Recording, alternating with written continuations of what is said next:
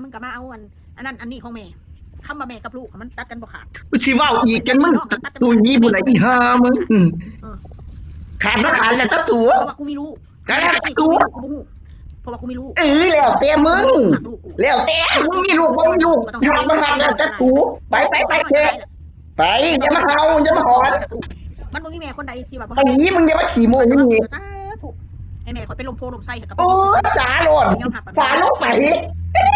เราเก่งเราสามารถเลี้ยงเก่งได้โดยที่บ่ได้พึ่งพาลูกเก่งแหละอีหมอยเต้าต้องส่งต้องเสียหมอยจะเป็นเด็กเป็นหิงเถอะหมอยเราสามารถสร้างรายได้ได้ที่น่าแหละกินตู้ไว้สูเรื่องแม่เนี่ยข่อยฮักที่สุดนึกถึงให้แม่ก่อนหมู่ฮักที่ถ้าข่อยมีนี่เก่งเลยแม่ข่อยก่อนหมู่เลยเรื่องไอ้น้องมาทีหลังกูได้ดีน้ำเฮากับจังหวะตะกี้แม่ว่าคันก็บ่ได้เครียดบ่ได้คมอยู่ไผอยู่มันจบตะกี้แม่พี่หมอยกลัวเป็นหมาตัวหนึ่งแม่หมาเดี๋ยวนี้เด็กเป็นแม่กึ่งหิงไปหาแม่เฮาพึ่งให้เฮาซอยเรือได้นี่อีโม่มึงอะไรไปหากินน้ำเขาน้ำคือน้ำนองพ่อแล้วก็บ่ได้ถิ่มเราแต่เท่านั้นนะพ่อเอ้ยผมจังซั่นผมจังซี่กันเล่าให้พ่อฟังเห็นนั่นจะบอกพ่อแม่สู้ฟังไปคือข่อยฮักลูกข่อยอะไรข่อยก็คือแบบมีมอนก็ต้องฮักบ่ฮักแล้วก็ถูกร้ายก็หน่อยแค่นั้นไปฮักข่อยหน่อยก็หมู่ข่อยก็บ่เสียใจเพราะว่าข่อยขาดความอบอุ่นบ่ยิงฮักข่อยนิดนึงข่อยเอาแล้วขาดความอบอุ่นบ่ยิงขาดความอบอุ่นโอ้ยนี่แหละเขาเอิ้นว่าขาดความอบอุ่นยิงแบบนี้แหละเดี๋ยวนี้เขาเอิ้นว่าขาดความอบอุ่นกีฬาไม่พึ่งชาวบ้านกูบ่มีวันอายพึ่งพ่อพึ่งแม่กูบ่อายเด็ดขาดมึงอย่าเว้ามึงอย่าเห็นกูเห็นมึงไปพึ่งเขากูแต่พ่อแม่นี่บ่อายมึงตอแหลมึงก็ตอแหลไปสื่อมึงจะมาหาบอกอยู่นี่ไปมันเห็นเด็กน้อยจนนั่นไอ้เพชรกูขี้เดียดอีหน้าแหละขี้ตะตู้ไปโม่อยู่บัดปีบัดศาสตร์นี่พี่น้อง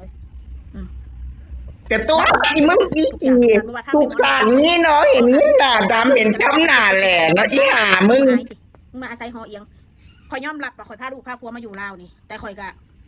บ่ได้เดือดร้อนแม่โอ้ยอีห่าข่อยจะไปเล่นขอกระไปทุกมื้อนี่ล่ะมื้อเอิ้นเขาเอิ้นว่ามึงเดือดร้อนแม่อีห่าพันมีธุระเรื่องเขาสิไปหันพี่น้องมั้ยเอารถเอามาฟาดปากหมากันดูยืมก็คือไส้ขี้มึงกูขี้เดียดลำลายขี้โม่ไปนี่ขอในเงินบ่เคยมีไปเขาบ่ขอเงินพอเงินแม่ยืมนี่จะมาหาหมูอีห่ามึงกูขี้เดียดไปอีหน้าตอแหลอีหน้ามาหลังหลอกทุกใจเอ้ยมึงอย่าเว้าถกกูสิหากแตกไปแต่น้อยจนใหญ่เขาบ่เคยมึงตอแหลอยู่เดี๋ยวนี้มึงเว้าตอแหลเขาสิบอกว่าหายซะเด้อมึงสิมาบอกใคร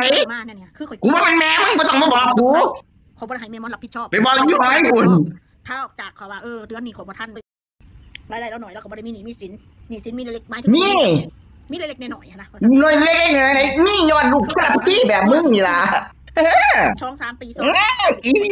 บ่ละสุมึงยังมีอีกโดนอยู่แต่จะคล้องหน่อยนะมึงมีอีกจะหาไหมจ้าคันมึงปากหมาแบบนี้ผู้ใดให้เช่าโลกว่าแต่ว่าตัดสินที่ว่าตัดสินเป็นยังมึงตัดสินเอามึงต้องเลือกเอาเองว่ามึงมักสงบถูกมักมวนตึมเลือกเอาวินาอะไรกินตู้ถ้าจะมักแบบแค่ตุ่มเอ้ยลำร้องจากนี่จนหาไม่แค่ตุ่มแล้วคันมึงปากหมาแบบนี้ไม่ต้องห่วงมันกดร้องใครโรคจิตไม่มีหรอกบางคนมันก็ถือพ่อแม่กันไม่มีมึงอย่ามาเล่าเอาปุ่มตัวนั้นมาเว้าเอ้ยนี่ตะมึงอย่ามาโทษสังคมมึงอย่ามาโทษสังคมพ่อแม่คนอื่นมึงอย่ามาโทษครอบครัวคนอื่นแต่พิษเท่ากับมึงบ่ต้องมาเว้าใจเจ๊เขาบอกว่าเป็นพ่อพี่น้องเอารองเท้ามาตีปากหมากระดุมเหม็นน้ำลายกี่เดือนนาเลยขี่ตู้ไปเตะไปหากินขี่ม้าแห้งหุ่นไป